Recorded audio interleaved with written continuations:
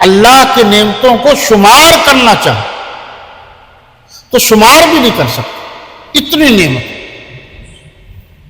یہاں بھی یہ فرمایا جی، صفحہ نمبر ہے جی 395 سورہ مریم، وہ فرما رہے ہیں کہ وَإِذَا تُتْلَىٰ عَلَيْهِمْ آيَاتُنَا بَيِّنَاتٍ قَالَ الَّذِينَ كَفَرُوا لِلَّذِينَ آمَنُوا أَيُّ الْفَرِيقَيْنِ خَيْرٌ مَّقَامًا وَأَحْسَنُ نَدِيًّا۔ اور جب ان لوگوں کے سامنے ہماری آیتیں پڑھی جاتی ہیں تو جو کافر ہیں وہ مومنوں سے کہتے ہیں کہ دونوں فریق میں سے مکان کس کے اچھے اور مجلسیں کس کی بہتر ہیں۔ آپ کہتے ہیں جی ہمارے پاس یہ ہے جی وہ ہے، دیکھو مکان کس کا اچھا ہے، فخر، محافلے کس کی اچھی، ایک دوسرے پر۔ اسی طریقے سے وہاں بھی یہ ہوگا کہ جنت کے جو ہے نا، یہ سمجھو درجات ہیں، درجات ہیں جنت کے بھی۔ کبھی آپ نیشنل اسٹیڈیم ملتان ہی گئے ہوں تو بہت عرصہ پہلے ہم تو گئے تھے جب مولانا اعظم طارق صاحب تشریف لائے تھے اور انٹرنیشنل حق نواز جنگوی شہید کانفرنس ہوئی تھی، تو وہاں سیڑھیاں ہیں،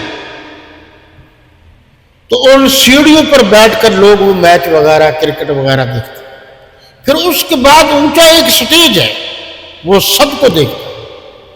تو جنت کی سیڑھیاں ہیں، اعمال اور درجات کے اعتبار سے وہ جگہ ملے گی۔ سب سے اونچی جگہ ہوگی حضرات انبیاء کرام علیہم السلام، اس کے بعد حضرات صحابہ کرام و اہل بیت اعظام کی۔ جس طرح ان سیڑھیوں میں جو سب سے نیچے سیڑھی ہے وہ نیچے تو دیکھ سکتا ہے، اوپر دیکھنے کے لیے اس کو توانائی چاہیے۔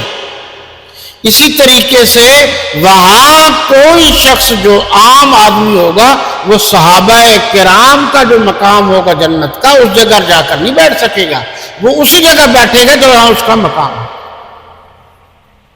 یہاں بھی یہی فرمایا گیا، ثُمَّ لَتَرَوُنَّهَا عَيْنَ الْيَقِينِ، یہ میں نے عین الیقین کی ابھی تشریح کر دی۔ پھر اس کو ایسا دیکھو گے کہ عین الیقین آ جائے گا۔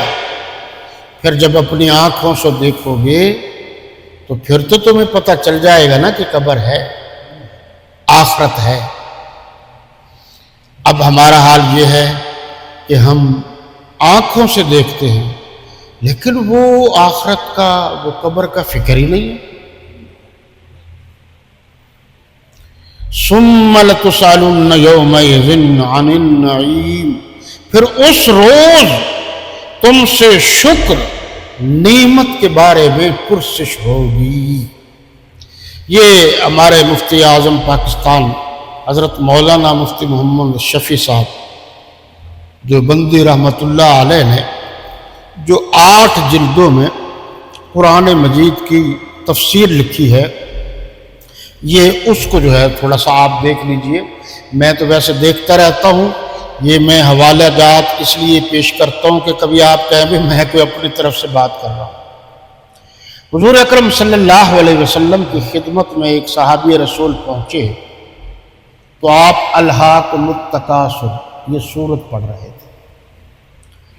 اس نے کہا کہ میرا مال، میری ماں، حالانکہ اس میں تیرا حصہ تو اتنا ہی ہے جس کو تو نے کھا کر فنا کر دیا۔ مال کے بارے میں بتایا جا رہا ہے، تیرا حصہ اتنا ہے جتنا تو نے کھا کر فنا کر دیا یا پہن کر بوسیدہ کر دیا۔ تو اس سے پتہ چلا اچھا کھانا، اچھا پہننا اس کی اجازت ہے اپنے مالی حالات کے پیش نظر۔ یہ نہیں ہے کہ حالات اچھے سے اچھے ہوں اور بعض ہمارے صوفیاء کرام نہ بچوں کو پیسے دیتے ہیں، نہ خود کھاتے ہیں، نہ ان کو کھاتے دیتے ہیں۔ تو یہ بھی ایک کنجوس کی قسم ہے۔ بچپن میں ہم پڑھا کرتے تھے کہ کنجوس کی 3 قسمیں ہیں۔ ایک تو یہ ہے خود نہیں کھاتا، دوسرا یہ ہے کہ مہمان وغیرہ آ جائے تو اس کو کھلا دیتا ہے، خود نہیں کھاتا۔ پھر مہمان آ جائے، دوسری قسم یہ ہے کہ اس کو بھی نہیں کھلاتا۔ تیسری یہ ہے نہ خود کھاتا ہے نہ کسی کو کھلاتا ہے. ایسے لوگ بھی ہیں، کروڑوں پتی ہیں، لیکن بازار سے چھولے لے کر اس کو تڑکا لگا کر مہمان نوازی کرتے ہیں. اور پھر ایسے بے وقوف اور نادان ہیں، وہ کہتے ہیں سنت یہی ہے، حکم یہی ہے. یہ جھوٹ بھی ساتھ ہے. اور میں نے ان آنکھوں سے دیکھا ہے کہ لاکھوں پتی ہیں اور پاؤں میں جو ہے نا ہوائی چپلیں ہیں. اور پوچھا بھئی یہ کیا ہے؟ یہ سادگی اپنانی چاہیے، حکم یہی ہے. میں نے کہا میرا دل چاہتا ہے کہ ایسے لوگوں کو دو چار لگا تو سوکھے چھتر، یہ بھی حکم ہے. اللہ کے نبی صلی اللہ علیہ وسلم نے ایک صحابی رسول سے فرمایا کیا بات ہے کہ آپ کے جسم پر کپڑے بہت کمزور ہیں، تو کیا کرتے ہیں آپ؟ پوری تفصیل پوچھی. تو جب اس نے تفصیل بتا دی تو پھر آپ نے فرمایا آپ کے جسم پر جو اللہ نے آپ کو مال دیا ہوا ہے وہ نظر آنا چاہیے. نیت کی بات ہے. امام اعظم امام ابو حنیفہ رحمۃ اللہ تعالی علیہ اپنے دور کا سب سے زیادہ قیمتی کپڑا پہنتے تھے. ویسے بھی وہ کاروباری تھے. چلو چھوڑیے ان کو، آپ کو پتہ ہونا چاہیے شیخ العرب والعجم حضرت مولانا حسین احمد مدنی رحمۃ اللہ تعالی علیہ جب صبح حدیث شریف پڑھانے جاتے تھے دارالعلوم دیوبند تو قیمتی سے قیمتی خوشبو استعمال کرتے تھے. امیر شریعت بطل حریت سید طاء اللہ شاہ بخاری رحمۃ اللہ تعالی علیہ وہ قیمتی سے قیمتی جوتا پہنتے تھے. وہ فرماتے تھے کہ دشمن جب بھی دیکھتا ہے پہلے جوتے کو دیکھتا ہے. اور آپ کے اور ہمارے مشترکہ قائد مجدد العصر حضرت مولانا حق نواز جھنگوی شہید رحمۃ اللہ تعالی علیہ روزانہ بہترین کلف کا سوٹ پہنتے تھے تاکہ دشمن یہ نہ سمجھے کہ یہ معاشی اعتبار سے مر چکے.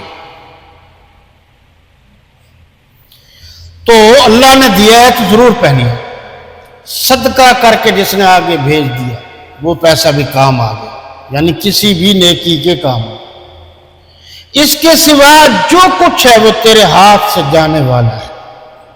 مرنے کے بعد اولاد کی مرضی ہے کہ آپ کے لیے یعنی کوئی ایسا کام کریں جیسے کنواں کھدوا دیں، نلکا لگوا دیں جس سے آپ کو ثواب پہنچتا رہے، یہ بھی ان کی مرضی ہے. ایک یہاں انہوں نے یہ بات لکھی ہے کہ حضرت موسیٰ علیہ السلام جب اللہ کے ہاں تھے تو ان کو اطلاع دی گئی کہ پیچھے سے گوشالہ پرستی شروع ہو گئی ہے. کبھی اس کی ڈیٹیل عرض کریں گے. ٹیکنالوجی سے انہوں نے کام دیا تھا. وہ ایک پیتل کا سمجھ لیجئے بچڑا سا بنایا، پھر ایک باریک تار بنائی، پیچھے سے وہ ہلاتے تھے، وہ آگے لگتا تھا، آواز پیدا ہوتی تھی تو عام لوگ سمجھتے تھے کہ شاید یہ بول رہا ہے. یہ ٹیکنالوجی آج کل بھی ہے. آج کل تو خیر بہت زیادہ ہے کہ الطاف کے بارے میں بھی انہوں نے بنایا تھا کہ جو اس کو جاتا تھا، حالانکہ وہ الیکٹرانک تھا، وہ باقاعدہ ہاتھ ملاتا تھا.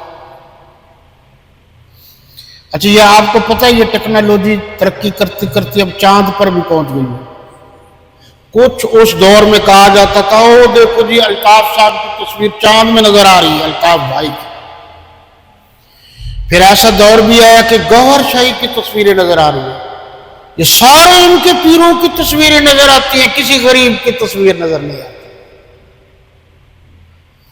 اس لیے کہ ان کے مقاصد ہوتے ہیں. یہ تعریف کرتے ہیں تو اس کے پیسے لیتے ہیں. یہ جو نعرے لگاتے ہیں سیاسی لوگ لگواتے ہیں اس کے پیسے لیتے ہیں. اور میں تو کہتا ہوں لینے چاہیے، بعد میں کون دیتا ہے ان غریب. تو حضرت موسیٰ علیہ السلام کو پتہ چل گیا، کوہ طور میں اللہ نے خبر دے دی کہ تمہاری قوم میں وبال آ گیا. یہ اطلاع مل گئی نا. پھر جب آپ واپس تشریف لائے تو پھر بنی اسرائیل کو دیکھا. جب دیکھا کہ واقعی یہ تو حد سے تجاوز کر گئے تو پھر ان کے ہاتھ میں جو تورات کی تختیاں تھیں وہ چھوٹ گئے۔ لیکن ایک بات میری ذہن نشین کر لیجیے، اور وہ یہ ہے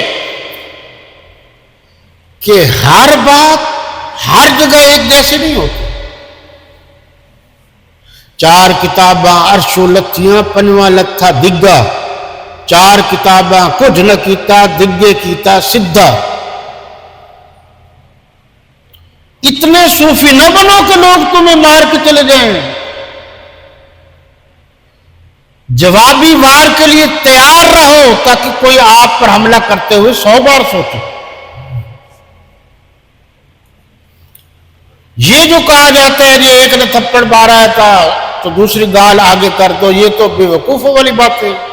اور یہ بھائی غیر مسلموں کے لیے کہ اگر کسی غیر مسلم نے آپ کو تھپڑ مارا تو اسلام کی محبت اس کے دل میں پیدا کرنے کے لیے آپ اس سے یہ کر سکتے ہیں، جی ٹھیک ہے جی آپ ادھر مارنا۔